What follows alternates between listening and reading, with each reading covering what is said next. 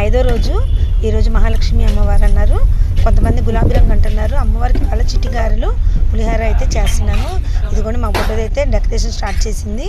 ఆ బుడ్డోడు చూసారా, మక్క మనవడు అనమాట. ఆర్నా అనుకుంటూ వచ్చారు వీళ్ళు. నిన్న మక్కను వాళ్ళ మనవడు, వాళ్ళ అమ్మాయి, అల్లుడు కాశీయాని అమ్మవారిని దర్శనం చేసుకోవడానికి వచ్చి విఐపి పాస్ తీసుకుని 6 అవర్స్ వెయిట్ చేసేదనమాట. అమ్మవారు కోసం ఎంత దూరమైనా మనం రావాలన్నమాట. చూసారా, నేను పక్కన చేస్తాను, నేను చేస్తాను. మక్క అసలు ఆగట్లేదు. పులిహార, నిమ్మకాయ పులిహార చేస్తున్నాం. గారెలు కూడా పప్పు రుబ్బేసాయి కదా, ఇదిగోండి చిట్టి గారెలు అమ్మవారికి వేయాలని ఇంకోటి కొంచెం అల్లం ముక్క వేసి వేస్తున్నాను. అదిగోండి అల్లం ముక్క చూపించా.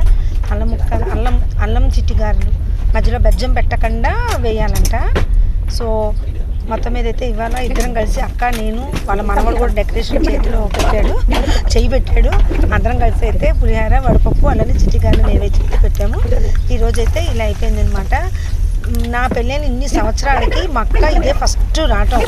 దుర్గోగుళ్ళ అమ్మవారి దసరా నిమిత్తం రావటం అనేది, దసరా నిమిత్తం రావటం ఇదే ఫస్ట్. విఐపి ఏదో పాస్ వచ్చిందని చెప్పి వచ్చారు. 6 అవర్స్ పట్టింది నిన్న. అంటే ఎంత జనం ఉన్నారో చూసుకోండి మరి. సో మొత్తం మీద అయితే దర్శనం అయిపోయింది. వాళ్ళు ఇవాళైతే సో చిట్టి గారెలు అయితే వేసేస్తున్నాను. అది అయిపోగానే ఇంకా దేవుడికి పూజ అయిపోయి అందరం లైట్గా ప్రసాదం చేసేసుకొని అమ్మవారి ఇంటికి అయితే వెళ్ళిపోతున్నాము. ఈరోజైతే మొత్తం మీద పూజ ఈ విధంగా ఫినిష్ చేశాము. సో ఇది అయిపోగానే మళ్ళీ ఈవినింగ్ 4 o'clock అయితే 5th డే దసరా అమ్మవారి హౌస్ అయితే ఉంది కదా, అదైతే అందరు సిద్ధమైపోండి. ఇప్పుడైతే పూజ అయిపోయింది.